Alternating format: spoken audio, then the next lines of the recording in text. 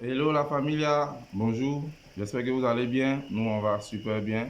Nous, c'est les entrepreneurs gros bas zéro, en force, comme on aime à le dire. Aujourd'hui, on va parler de tricher une idée versus, comme on dit, VS, copier une idée.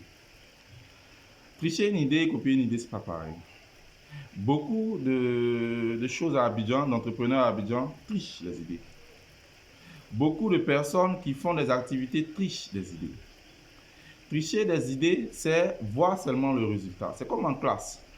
En classe, en général, beaucoup dans les matières scientifiques, quand quelqu'un triche, il a tendance à copier le résultat. A plus B au carré égale à A carré plus 2AB plus B carré qui donne un résultat. Lui, il n'y a pas tout ce processus. Lui, il va mettre A plus B au carré égale à, il va mettre le résultat. Le professeur avisé saura que celui-là, il a triché. C'est pareil, il y a un processus avant d'arriver au résultat. Dans le temps, par exemple, dans les années 2000, il y avait une forte tendance, les cabines téléphoniques. Ah ouais, ouais, on a fait cabine téléphonique. Ouais. 100 francs, 100 francs. 50, 50. 200, 200. 500, 500. On a tout fait. Et tous les parents, il y a des gens même qui ne parlaient pas des crédits au travail, faire des cabines. Beaucoup de parents ont fait des crédits, fait des cabines. Mais il y a beaucoup qui ont réussi, mais il y a beaucoup qui ont échoué. Pourquoi? En général, les cabines, c'était la tendance dans le temps. Aujourd'hui, je vois les jeunes qui communiquent beaucoup. Est-ce que vous connaissez quand Move est venu? Parti. Un mois de communication gratuite. Ah, bâtard. J'ai dit, on appelle, tu te laves, tu appelles. Tu manges, tu es au téléphone. Tu branches, tu dors. Il y a d'autres mecs qui dorment au téléphone dans leur vie. On a fait tout ça. Mais beaucoup de parents, en se mettant, en finançant, ce n'est pas mauvais. Mais beaucoup ont échoué parce que ils ont regardé que ça marche, oui, c'est beaucoup, ça marche. Beaucoup de personnes qui sont restées dans l'histoire des cabines et qui ont réussi, c'est des gens qui étaient d'abord eux-mêmes les propres propriétaires. Lui-même, les sont pas propriétaires, en grande majorité, je ne dis pas que d'autres ont financé, ça n'a pas réussi, mais ils ne sont pas propriétaires, ils voient ce qui marche, ils voient ce qui ne marche pas. Avant qu'il ouvre un autre point, il sait les avantages, les inconvénients, et même s'il y a quelqu'un là-bas qui va plus ou moins voler un peu, il saura comment gérer tout ça. C'est plus facile. Aujourd'hui, la tendance, c'est les magasins d'habits. Ouais, il y a un magasin d'habits à Abidjan. Il y a joli. Il y a pas vilain vraiment, mais il y a joli et puis il y a joli. Mais il y a des gens qui se lèvent parce qu'ils voient qu'il y a beaucoup, surtout les dames, il y a beaucoup de magasins d'habits. Ah, ça marche, habits Abidjan, ça marche. Ouais, ils vont, ils font. Je ne dis pas que ça ne marche pas. Aujourd'hui, avec Internet, avec Facebook, on peut se faire une clientèle qu'on ne connaît même pas.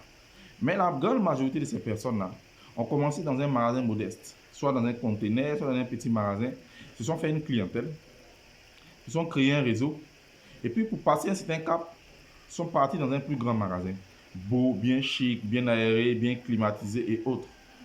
C'est des gens qui ont passé ces étapes-là. Donc ça, c'est beaucoup de personnes trichent, ils voient le résultat. Au contraire de copier, ce serait par exemple d'aller voir qu'est-ce qui marche dedans, qu'est-ce qui ne marche pas, quelles sont les difficultés, quels sont les avantages, quels sont les inconvénients. Vérifier tout ça avant de se lancer, avant de faire. Ou, il y a une chose que je conseille beaucoup aux gens, quand tu veux faire une activité, regarde l'activité que tu aimes. Il y a beaucoup de choses que tu aimes faire, tu n'as même pas besoin qu'on te paie pour ça. Cette activité-là peut te rendre riche, cette activité peut te faire gagner de l'argent. Donc, soit tu apprends bien l'activité, comment ça se passe, tous les contours, ou soit tu apprends quelque chose que tu aimes, tu développes quelque chose que tu aimes, une activité que tu aimes pour pouvoir la rendre fructueuse après. Et ça, il y a beaucoup qui font l'amalgame. Et c'est pour ça que beaucoup échouent. C'est pourquoi beaucoup de nouveaux, de jeunes entrepreneurs échouent. Même des vieux entrepreneurs qui échouent. Ils trichent, ils ne copient pas. Beaucoup échouent. Déjà, la probabilité pour échouer en tant qu'entrepreneur, elle est énorme. Combien d'entreprises échouent? De jeunes entrepreneurs de start-up meurent avant 2 ans même d'existence. Si ceux qui ont tourné un peu plus vers 5 ans, ils meurent. Avant 5 ans, ils meurent. Mais toi qui triches, tu as 95% de chances de mourir très tôt. Parce que les premières difficultés déjà, tu vas commencer à hey, j'ai pas vu ça comme ça, j'ai pas vu ça comme ça, tu vas reculer. Ok? Donc je voudrais demander, on voudrait conseiller à tous les jeunes entrepreneurs de copier, d'apprendre avant de se lancer, de ne pas tricher. La tricherie déjà, c'est pas bon, mais de ne pas forcément tricher pour l'activité. Ok? Parce qu'il faudra commencer en bas, des en bas, avant de toucher les en haut, des en haut. C'est une logique qui est humaine, c'est une logique qui est naturelle. On est bébé et puis on devient grand. Ok. Donc je voudrais que tous retiennent ce conseil-là. Les jeunes entrepreneurs, ceux qui veulent se lancer en entreprise, ceux qui se sont déjà lancés, copiez, mais ne touchez pas. Portez-vous bien. Bye.